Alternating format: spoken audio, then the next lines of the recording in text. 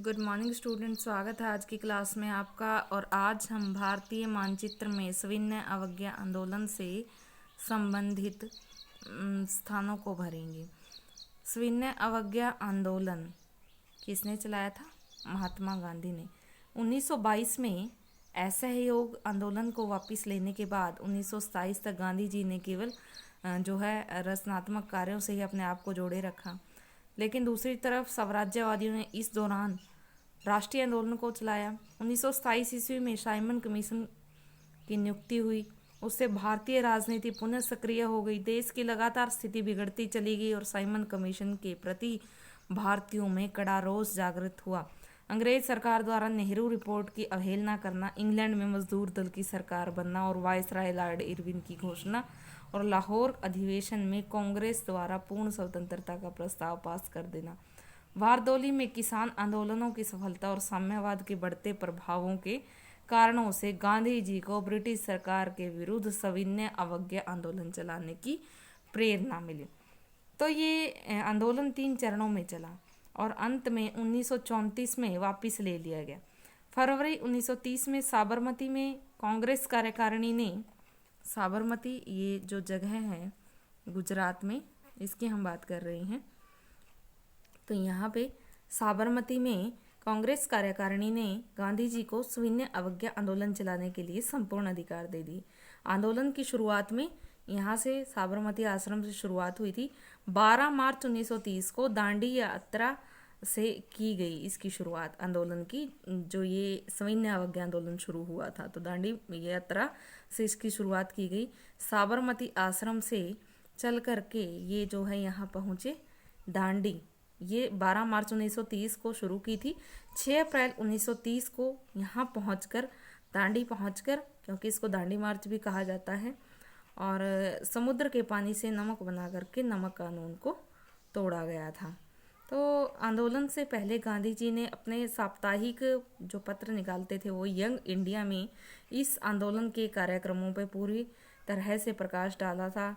इसमें नमक कानून का उल्लंघन करना, सरकारी स्कूलों दफ्तरों का बहिष्कार करना, शराब का बहिष्कार करना, अफीम और विदेशी कपड़ों की दुकानों पर धरने देना, विधानमंडलों से त्याग पत्र और विदेशी कपड़ों की होली जलाना, ये सारी चीज़ें शामिल थी।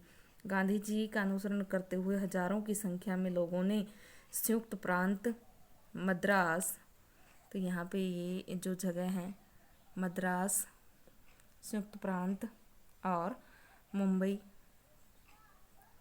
ये रही मुंबई, तो यहाँ मद्रास, मुंबई, संयुक्त प्रांत और बंगाल में ये जो इलाका है ये वाला, और ये पश्चिम बंगाल का जो एरिया, ये सारा का सारा बंगाल कहलाता था।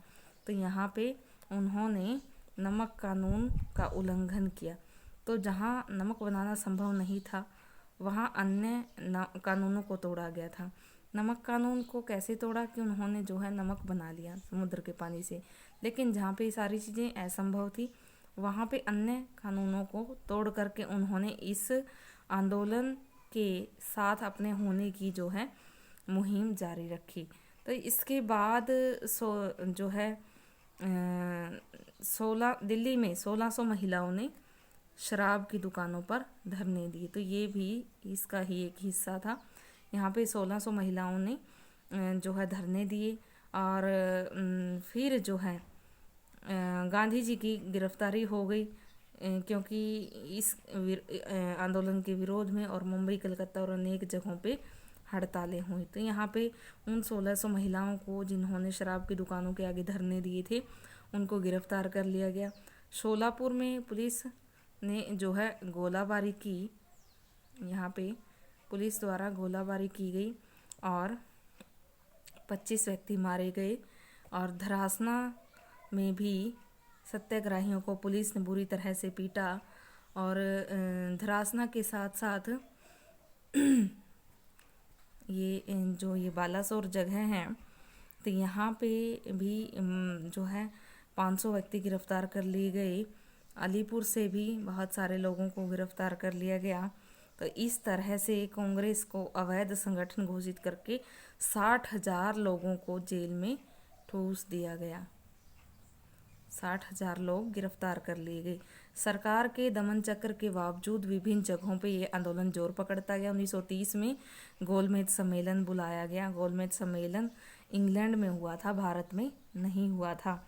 तो गोलमेज सम्मेलन बुलाया गया, कांग्रेस द्वारा इसका बहिष्कार किया गया, कांग्रेस इसमें शामिल नहीं हुई। तो इस कारण से सफल नहीं हो पाया पूरी तरह से। वायसराय लॉर्ड इरविन ने 26 जनवरी 1931 को बिना शर्त के गांधी जी और किसी सारे के सारे नेताओं को छोड़ दिया। तेज बहादुर सप्रू के प्रयत्नों से 5 मार्च 1931 को गांधी इरविन समझौता हुआ।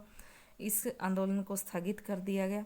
अन्य शर्तों के अकॉर्डिंग दूसरे गोलमेज सम्मेलन में गांधी जी ने कांग्रेस की तरफ से भाग लिया, और लेकिन फिर भी ये सम्मेलन भी सफल न हो पाया। गांधी जी की अनुपस्थिति में नए वायसराय विलिंगडन द्वारा समझौतों का उल्लंघन किया गया। गांधी जी को 4 जनवरी 1932 को जो है उन्होंने दोबारा से आंदोलन को शुरू कर दिया। सरकार ने कई सारे कानून जारी किए और कांग्रेस के नेताओं को गिरफ्तार कर लिया, और बहुत सारे लोगों को जेल में बंद कर दिया गया। उनमें महिलाएं थी, बच्चे थे, सत्याग्रही थे, उन सब पर भयंकर अत्याचार हुए। 1,20,000 लोगों को जेल में बंद कर दिया गया। पहले 60,000 थे, अब उनकी संख्या 1,20,000 पहुंच गई। तो इस तरह से नए लोगों को अब जो है जेलों में बंद कर दिया गया।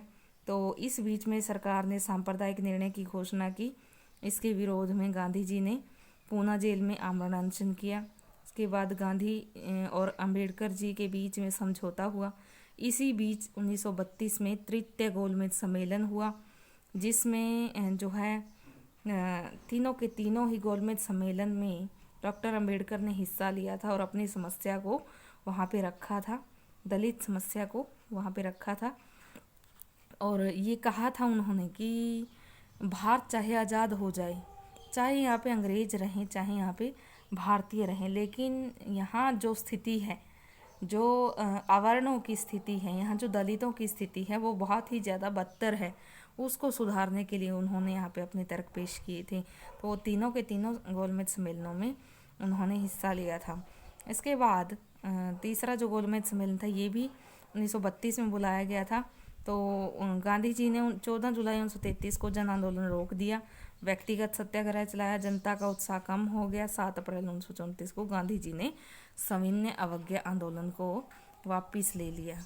7 अप्रैल 1934 को वापस ले लिया गया। यद्यपि आंदोलन असफल रहा, लेकिन इससे भारतीयों में जो चेतना पैदा हुई, उससे ब्रिटिश सरकार परेशान हो गई और इस आंदोलन ने स्वतंत्रता की लड़ाई को थोड़ा सा और आगे बढ़ा दिया। तो स्टूडेंट्स, हमने बात की इन मुख्य जगहों की जहाँ पे हालांकि नमक कानून के द्वारा तो कुछ एक जगहों पे उल्लंघन किया गया था। मद्रास था, संयुक्त प्रांत था, ठीक है, और मुंबई था, ये जो दांडी, साबरमती या फिर बंगाल। तो इसके अतिरिक्त अन्य जगहों पे ये जो जगहें दिख रही हैं, बनारस है, पटना है, ये जो मानिकपुर है, बड़ौदा, सूरत, अहमदाबाद, धरासना, बडाला, पूना, मुंबई, धारवाड़, कालीकट, ये सारे की सारी जगहों पे किसी न किसी तरह से लोगों ने अन्य कानूनों को तोड़कर गांधी जी के सविनय अवज्ञा आंदोलन में अपनी सहमति दर्ज कराई थी या दर्शाई थी। तो हम ये कह सकते हैं कि लगभग संपूर्ण भारतवर्ष में इसकी लहरें देखने को मिली थी। तो ये थे सविनय अवज्ञा आंदोलन से संबंधित महत्वपूर्ण स्थान। आप ये भर लेंगे यहाँ पे, लाहौर, अमृतसर, दिल्ली, ये सारी की सारी जगहें, ये दांडी, मुंबई, साबरमती, अहमदाबाद, बड़ौदा, सूरत, धरासना, बडाला, पूना, शोलापुर, धारवाड़, मद्रास, कालीकट, इधर से ये बालासोर, मिर्ज़ापुर, ये यहाँ पे बंगाल को भर लेंगे आप, पटना, ये मानिकपुर, बनारस और इलाहाबाद, इन जगहों को भरना है। और जो अभी डिटेल मैंने बताई है वो आपने लिखना है। ये आपने भारतीय मानचित्र में सविनय अवज्ञा आंदोलन से संबंधित स्थानों को दर्शाना है। Thank you.